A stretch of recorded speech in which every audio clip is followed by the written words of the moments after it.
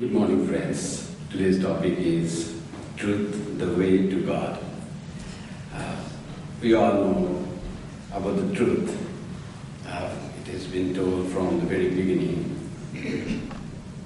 In Swami Kripamayananda, Swami Vijnananda's birthday was on 5th of November. This year fell on 5th of November. Someone went to Swami Vijnananda and said, Swamiji, please tell us something for a spiritual practice, what I need to do. Give us some instruction. So I became spiritually awakened. And he was expecting the elaborate process, and Swamiji will say, do this pranayama, take an air from this nostril and release from that, and sit on this posture. Swami Vijnananda said nothing. He said, whatever you have learned when you are just reading the alphabets and the first book of your learning in Bengali, do you remember the first sentence? Practice that. That will make you spiritual. And what was the first sentence? Sada Satta Katha Bolibe. Always speak the truth. He said that is the first book in Bengali primer written by Ishwar Chandra Vidyasagar. In that book, the first sentence is, always speak the truth. Practice that, you will become spiritual. So this truthfulness and spirituality are so much interconnected. Trying to be truthful in every way, in thought, word and action. Extremely difficult, not easy. If you see our life, how many times we compromise with the truth. What is really the truth as such? When we say truth philosophically, truth is something which does not change, which always is there. And that's what speaking of truth also. You speak something which is there, which is not made or meant or some modified, changed, something liable to change. Don't say something that. You don't have a single money in your pocket and you say, I have $1,000 in my pocket. If you say that is be untrue, because if you are checked and searched, there will be nothing. It is changeable. What you say, the word does not conform with the word. It is changeable. So what doesn't change? If you don't have money, say, I don't have money. Let people search the pocket. Nothing is there. What you have told will not change. It is always there. The ultimate truth is God, in fact. What ultimate truth is God? God is something which does not change, which is always there. It's all situations which is there, which is never changed. It never changes. That's why it says, God who creates this universe out of itself. From where God, there is nothing but God. So where you get anything else to create this universe? Though it creates this universe, but God does not change. God doesn't become God after creating the universe. God doesn't become God minus the universe, not that God. God is still full. The very meaning of the Purnamada Purnamidam is that. That is full, this is full. Because this whole thing is included. Where this universe lies after being created, where did God put it? There is nothing but God. It is within God. This whole creation is within God. That's why everything is full. That's why this universe is full. That's why this universe is God Himself, itself, herself, whatever we say. And that is the truth. Truth is that which remains always. Untrue is fringy and short-lived. When you say something, unless you are tested, if you have told a lie, when tested, it goes away. Anything goes away. There is a ghost in that room. Swami Vivekananda life. So he was playing on a big tree, and someone said, don't climb there. The old man was very afraid of that children will fall and break their arms and legs and neck. He said, don't climb this big tree. Here a ghost lives, and ghost will just twist your head. He said, all were very afraid, really ghost lives, and all were running away. And then Swami Vivekananda, when the old man went inside the house, Swami Vivekananda again went out. Everybody said, ghost lives there? The old man said, you don't know? He said, if Swami Vivekananda, a small child climbing the tree, He said, if saying that ghost lives in this tree was true, then and he twists your neck, the ghost would have twisted my neck much earlier. That there is no ghost. That is what the truth is. That ghost lives in this tree is not true. So when we say, don't cry this time, or someone will come and catch, this often said to quieten our children. Oh, don't cry, shout, police will come, like that. So, if crying inside the house, police will come to catch, the boy says that I cried earlier also, police didn't come, it must not be true. Like that, the truth is something which does not change, and falsehood has no firm ground to stay. To reach God, who is truth, we have to be truthful in our lives. Truthfulness is the very core of morality. And moral conduct is as important for our health, happiness and peace as it is for realization of God. Without morality, without truthfulness in our practice, word, thought and deed, we cannot become spiritual. Because we try to suppose what is spiritual practice? Prayer, contemplation, meditation. But that can be possible when we can control our mind. And mind control and regulation is possible when we lead a moral life, when we are truthful, when we are honest. If we are not honest, not truthful, not sincere in our word, how can we have control over the mind? And the mind which is restless, how can it practice spiritual things? So it's not possible. Sri Ramakrishna said, when I used to worship Mother with flowers in my hand, I offer everything to Mother, surrendered to Mother everything, and said, Mother, I don't need anything. Just I need one thing, pure love for your lotus feet. And he said, I used to pray with flowers in two hands. This is virtue and this is vice. Take them both. This is good and this is evil. Take them both. I don't need anything. But he said, I never could say this is truth and this is untrue. Take them both and give me devotion and lotus feet. This he couldn't say, he said. Because if I say take the truth, then whatever I prayed has no meaning. When I say give me devotion, take everything else, I surrender, it all depends on truthfulness. So he said, I could not say take the truthfulness and take the untruthfulness and give me devotion to your lotus feet. But I said take everything else, every other pair of opposite you take. Comfort and good thing or bad thing or fame and ill fame. Whatever is there I don't need, but I need devotion to your lotus feet. That is the only thing I want, but I could not say take the truth and take the untruth and give me devotion. Truth was never given. In Upanishads, brahmacharis came and studied, they knew about the Brahman, that Brahman is all-pervading reality, and that is the ultimate goal, that is the ultimate truth and bliss and joy and peace. To seek that is the real seeking, real learning, real knowing is knowing Brahman. After saying all this knowledge of Brahman, teaching in sincerity, when the students were going back on the convocation day, the first word the teacher said was, Satyam Vada. Be truthful in your life, in your practice. That was the importance given. Didn't say do Agnihotra, do this, do that. First word was be truthful. If you give up truthful, nothing will be there. If truthfulness is given, your sincerity is given. That's why be truthful. Satyam Vada Dharmam Chara. After that, be righteous. Then be studious. Practice what you have learned. Meditate on the Supreme. But first, be truthful. Speak the truth, not only truthful. First, start from speaking the truth. Speak the truth, Satyam Vada.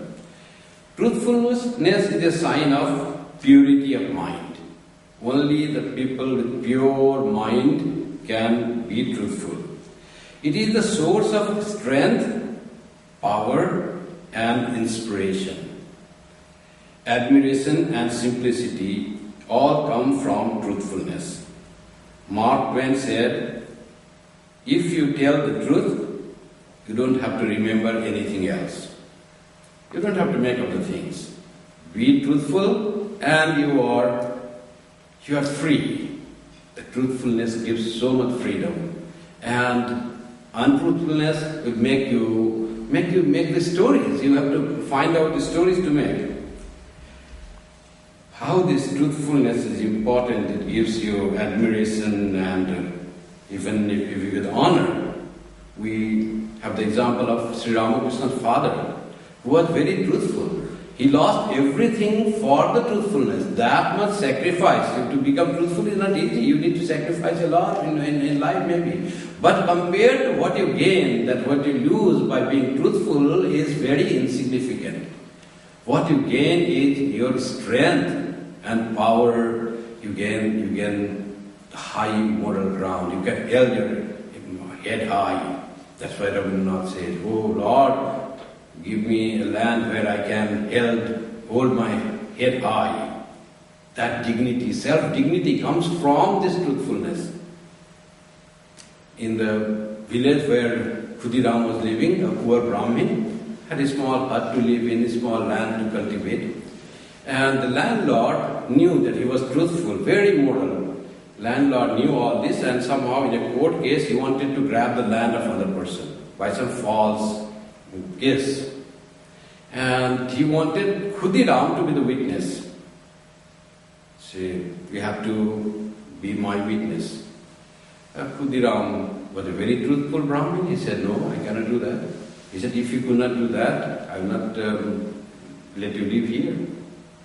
So he said, no, I cannot do that.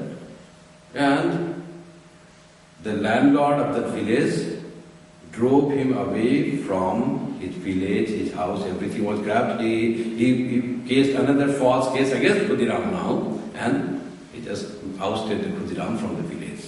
Khudiram with children, 2 sons, 1 daughter, wife, now nowhere to go. Where he will go? But you see how God helps those people who are dependent on God. He had a friend in this nearby village called Kamarpukur. The person said, come to my house, stay here. And he gave him a small piece of very fertile land, sufficient for Khudiram to live. Can you imagine? People are selfish that time also, this time also. Not that everyone can give a piece of land of free, not loan, nothing. Just take it and leave it here. That man who gave was not the landlord of Kamarpukur, but very pious soul. And all is God working, you see, the story. Because Sri Ramakrishna is to be born in that village. All the story is being made that way. That one pious friend giving to this sage-like person, this truthful person. And there he started staying very poor, nothing there, land, small land, cultivating for having grains. And doing little worship, somehow managing his life, his daily life, taking care of his small children and wife. But this poor person had so much honor in this village. Whenever Sri Ramakrishna said, whenever my father used to go across and walk the street, people used to stand on their small shops on the wayside. That much honor was given because of his character. You get honor, respect, admiration when you are truthful. There are sacrifices, people know that. Whenever he went to take a dip in the pond, other people said, oh, Khudiram is coming, so let him have a place. It was like honoring like king or great man. That's what the truthfulness can bring in life. Spiritual practice cannot be done by restless mind. It's always there. Moral virtues are vital for mind control. If we are not moral, mind control is not possible. Without control of the mind, nothing is possible. If you want to pray also, if you are very restless in your mind, you cannot be sincere and connected to God. To be connected to God, you have to have that much peace of mind that you can pray and talk to God. You may have some problems in your life which had pushed you towards God. But when you come to God, your focus has to be between God and you, and then little prayer can come. Truth-telling is a very spontaneous thing, natural thing. You don't have to make up anything. But lying has to be learned. It's a learned thing. You learn to lie. A child is so innocent, beautiful, how good a child looks. And when that child starts speaking some false, making stories of something, it robs its innocence, simplicity and beauty. So how to have this child making this story now? He comes and tells all the lies. So the child, why we love child? Because of its simplicity, innocence and truthfulness. And this is how, if we practice with the child's beauty and innocence is gone, but if we start being untruthful, what happens to us? Our peace is gone. Our sleep is gone. One person had filed a tax return and to CRA and not having good sleep after that. And next morning woke up and wrote a letter to CRA. I think I have not declared fully my income, so here is $150 check enclosed. Please accept that. And if I don't get sleep, even with this, I send you more money. So that was also not fully true. So that's what he said.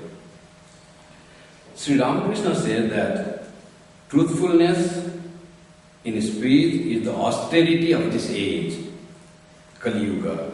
It is difficult to practice other austerities in this age. Earlier in the mythology, we see how people were austere, standing on one leg, taking both hands together. So many things were there. It's not possible, but the truthfulness is the austerity which will give you everything that is needed. Tulsidas said, Sri Ramakrishna quotes, that if you practice three things, you will realize God. Satyavachan, Adhinata, Parastri, Matri, Saman. Truthfulness in speech, one of the three. And obedience to God, or surrender to God, total surrender to God. And looking every woman as mother. Practice these three. In तीनों से हरि न मिले तो तुलसी झूठ जवान. If you don't realize God by practicing these three, then you can call Tulsi is a liar. Tulsi cannot be a liar. That means you are certain to realize God if you practice these three simple spiritual exercises. Always be truthful in your thought, word and deed. Have full surrender to God and look every woman as your mother. Then all spirituality will come, glory will come, morality will come, and you will be able to realize God with these three practices. Jesus said, I am the way and the truth and the life. Truth thing is always there. He could say, I am the truth. I'm the way, go and you will reach God. He said, I am the truth. If you follow me, you will reach God, certainly. You will have eternal life and you will be in light. Buddha also was searching for how to get rid of suffering. He had a big question. And he was so kind and merciful, Buddha. And when he found people suffering a lot, and himself experienced the joy of nirvana, joy of truth, in the language of Vedanta, the knowledge of reality, Brahma-jnana, which he called nirvana, and found human beings suffering, he was thinking, is suffering reality? He had in fact his quest for peace and blessedness came from seeing the suffering he renounced everything, suffering in the day-to-day life of death, old age and sickness. This suffering had made him search for, is there a way out of suffering? And finally he said, yes, there is the truth that there is suffering. He found out the truth. In this world, that suffering is there, it is a truth. 4 truths he found out. 4 noble truths. What are those? Yes, suffering is a reality. That is one truth. The second truth is, the suffering can be eliminated. Third truth is, there is a reason for suffering. And fourth truth is, you practice these 8 spiritual paths, you will get rid of the suffering. There is suffering, that is the truth. There is a reason for suffering, is the truth. Suffering can be eliminated, that is also truth. And if you practice the 8-fold paths, suffering will be eliminated, that also is the truth. So says, practice this 8-fold path, noble paths. That's what there was, Chatwari Satya, that's what it says, 4 noble truths, that's it. Vedas also proclaim, Satyam eva jayate, truthfulness always prevails. Always there, truthfulness will never be lost. And it will always be victorious, always prevail. And it says, truthfulness alone prevails, not falsehood. By truth the path is laid out, the way of the gods, on which the seers, with every desire is satisfied, proceed to the highest award of true. True is that ultimate reality. So, Vedas proclaim that if you are truthful, you will reach the highest, the supreme truth. Swami Brahmananda used to often emphasize about the truthfulness. You heard the story of truthfulness, how Swami Adbhutananda said, what I say is true, and Sadhananda said, when it has come from the mouth of a sadhu, it has to be true, and how it became true in front of Girish Ghosh was inspired to give some money. Like that is the thing. Swami Adbhutananda was laying emphasis on how householders should have money for their living well. Swami Brahmananda said, to tell a lie is the greatest sin. Sri Ramakrishna also used to say, if you are truthful, you are lying on the lap of God. When you are on the lap of mother, you feel so free. You are sitting on the lap of God if you are truthful. Nothing you have to worry. Everything will be taken care of. Just be truthful. Swami Brahmananda used to say, to lie is the greatest sin. And he compared the liar with, and he said, a drunkard or a man who frequents houses of ill fame may be trusted, but never a liar. It is the blackest of sins. That emphasis he has given on truthfulness. The trust goes. If you are a liar, the trust goes. There is a story that there was a king who was having good time. Something happened, bad time fell to him. And he was just sitting one day, time was going, now there was not prosperity in the kingdom and all that. One day he was sitting and he found from his house, one exquisitely beautiful looking divine woman is going. And he asked, what happened? Who are you? And she said, I am your prosperity and fortune. Then what are you doing? Where are you going? No, I have to leave you. I cannot remain here. The bad time had come. So prosperity and fortune was leaving the king. Next time he was sitting like that, next day, he found one divine looking man, bright, was living. And says, who are you and why are you going? Now there is no condition, it's not time to leave me, stay me here. I am courage, the God of courage, and I am leaving you. The fortune and fame was gone, courage was gone, so bad time was falling. The third day he saw another wonderful divine woman, divine personality was going, and he said, Mother, who are you? He said, I am fame. I am also leaving you. Gradually, all good qualities, all these things were leaving that king. Fourth year, he was very shaken. Now no fame, no courage, no prosperity, fortune, nothing was there. Fourth day he was sitting like that, he was very moral. Fourth day he was sitting, another bright-looking divine person was leaving. He said, "You are also leaving, who are you?" He said, "I am truth, I am leaving you." Then that king went and caught hold of the feet of this divine being called truth. He said, "No, you cannot leave me, I will not let you go." And he pleaded and prayed and just cried, and he would not let this truthfulness go. And finally made him agree that he will stay. The truthfulness came back to his kingdom, his palace, his house. And next day he was sitting like that, everything gone. That divine being, the fame returning. "Mother, why are you returning?" "Oh, wherever truth is, I live there. Because truth is here, so I went there, but when the truth is here, I'll go there." Next day he was sitting, courage was returning. So wherever truth is there, I am always companion with the truth. So courage came back.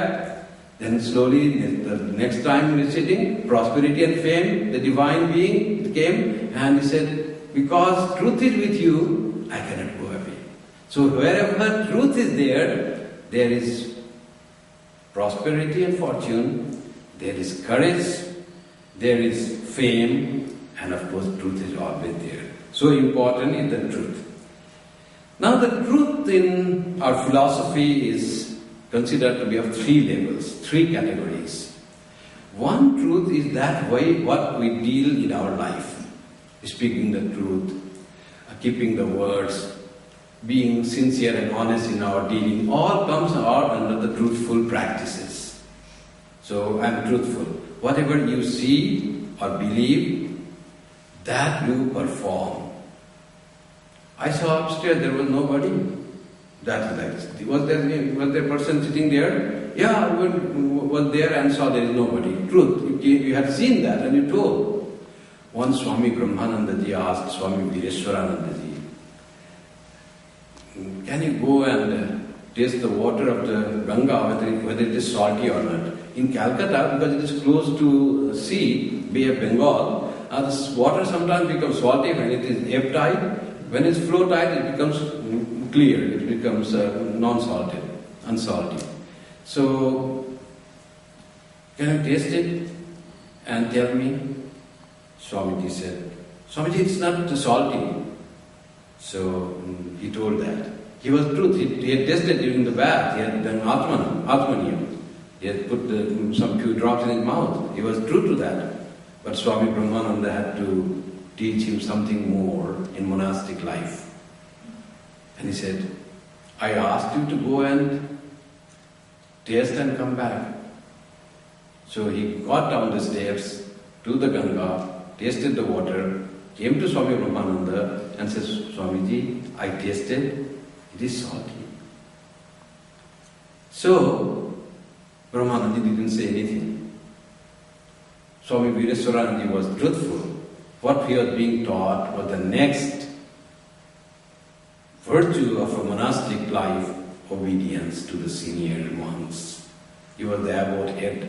So he didn't ask, "How is the water?" He said, "Can you go and taste the water?" That's what he was saying that.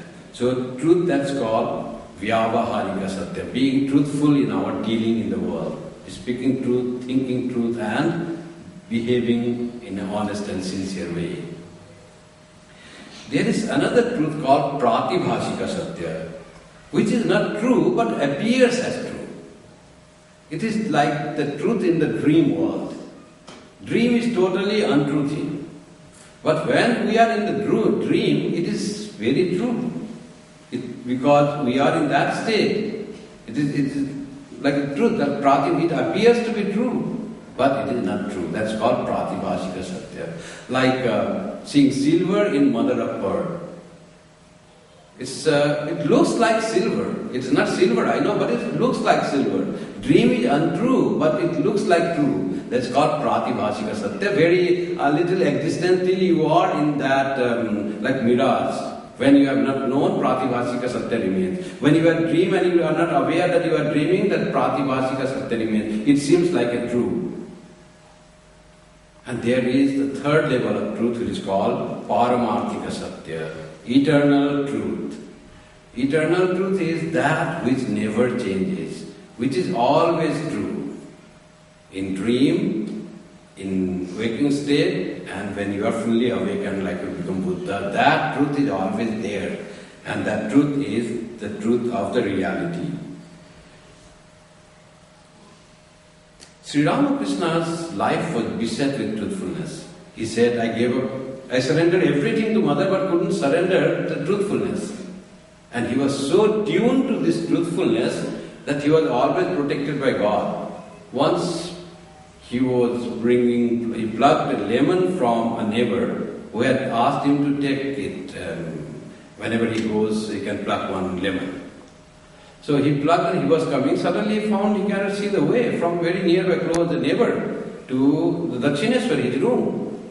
He lost his way and he couldn't understand why it happened that way.